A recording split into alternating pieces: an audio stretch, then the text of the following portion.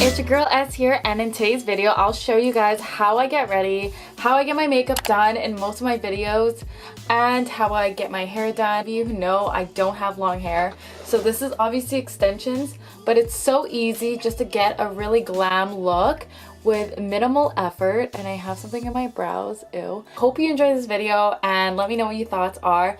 By the way, don't judge me with all my makeup because I'm not a makeup guru. I'm just showing you what I have and how I'm able to use the makeup I have currently and just elevating my look. Warning. The following tutorial contains material that may be disturbing to makeup influencers. Viewer discretion is advised. Okay, here I am with no makeup, you guys. Let me know what you guys think. I look horrible. I look like I just came out of jail. We're gonna start off with a YSL foundation, and this one is the touchless foundation. I am using the shade B40 and using my beauty blender and distributing it throughout my face and my neck. I personally don't mind this foundation, but I have read some reviews saying that it's inconsistent when it comes to the formula compared to the old one. So just a heads up there.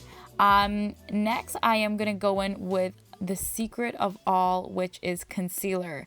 I love this NARS Radiant Creamy Concealer. It is just perfect. It retails for $39 at Sephora, and the shade I'm using is the Toffee. And I apply it just in the areas where I feel like I'm gonna highlight. So under my eye where I have like really bad raccoon eyes, gotta hide that.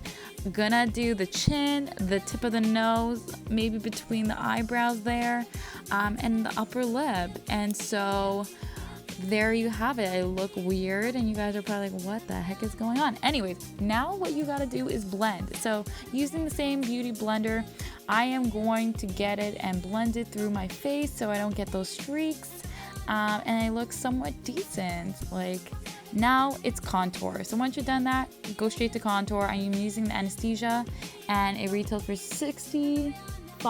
I lied, $53. I can't even see that. And I'm using Banana, which is a yellowish tone, and applying it underneath my eyes, all the areas where I just contoured. Just patting it down gently. It doesn't look like I'm doing a gentle little job. And then I'm going in with Java, which is one of my favorite shades in the palette, just because I feel like it suits my tone. And I'm doing like any other beauty guru does this, and is doing that number 3 where you contour the forehead, underneath your cheekbones, and then your neck, or just like underneath your chin so you don't get that double chin look. And using a different brush, more of a fluffier brush, and I'm just like buffing out those lines, I guess you can say that, so it doesn't look so harsh. That is how I contour, you guys. And I'll finish it off just by adding the shimmer, which is more of like a shimmery highlight there into the areas like my cheekbones, the tip of my nose. So then when you take that picture and you see how people's face is just glowing, I'm sure everyone knows this. Every girl knows this. You gotta add that highlighter so it looks so glistening. And now for eyeshadow, I am using Tarte's Pro Amazonian Clay Palette. So this retails for $65. I did receive this one as a gift. Shout out to my sister Nick for getting me that. And I like to use these 2 shades. I like to use Ethereal. Oh, and I almost dropped the palette there, like really embarrassing. Ethereal, and I start off by applying it on my crease. Everyone's probably like, what on earth is going on? You don't even put a base? No, I don't put a base because I don't need one. So I just use Ethereal and just like apply it onto the crease because I already know how I want the shape of my eye to look, and just kind of outline it and kind of buff it out so it doesn't look so awkward. I do like to show that my eyes has some depth, so that's why I am shading it in the kind of like the inner of my eye, just to give it depth. I don't know, that's just the way I like to do it. I'm using a different brush just to buff out the edges so it doesn't look so harsh, and it just gives a softer look. And then I'm going in next with the shade Whimsy, which has a bit of an orange tone to it, and going ahead again on the crease and just applying it on top of the previous shade and then going in with another brush and buffing it out. And I do this until I really feel like I have come to and I build that color up.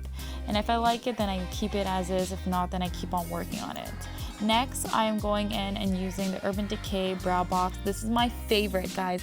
I am not switching to any other brand. I don't care who says it. Something's better. I'm just sticking to this. It's perfect. It's the most compact little brow brush, and you could just see my palette is just like destroyed. It comes with a wax, 2 shades of brow powder, and then it has little brushes and tweezers underneath, just perfect for travel. You guys need to check it out. It's awesome. It's my favorite.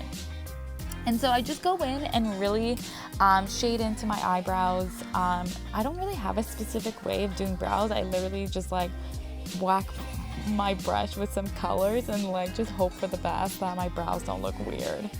And so that's what I'm doing here, you guys. It doesn't take a rocket scientist genius to figure this one out or even to do. So I'm sure, I have faith that everyone else is doing a great job in getting their brows fixed. I do hate it when someone is like, you're walking around and you accidentally smudge your brows and then you look in the mirror and then someone's like you can't believe no one has told you that your brows are weird. And then I slap on some lashes, get on that spray, that setting spray to make sure everything stays during a long day, and we're on to hair.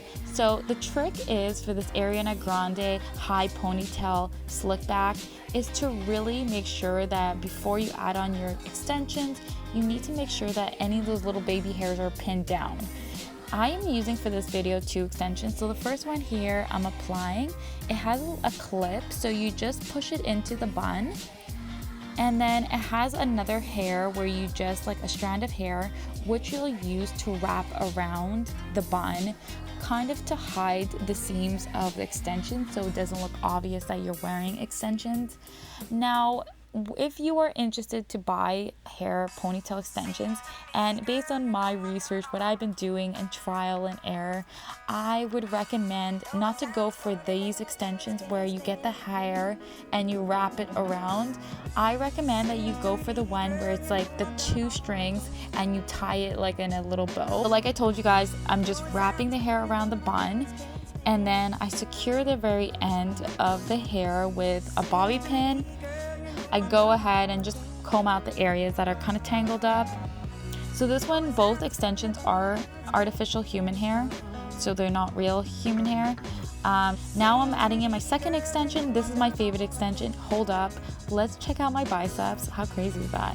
I was just watching this, I was like, oh my god, I'm so proud of myself for not going to the gym and just having like decent biceps.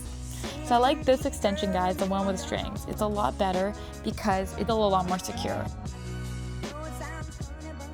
Well, that is it. You see the full transformation. Let me know what your thoughts are. If you guys have any tips I could probably take on, let me know, because I could always elevate my makeup.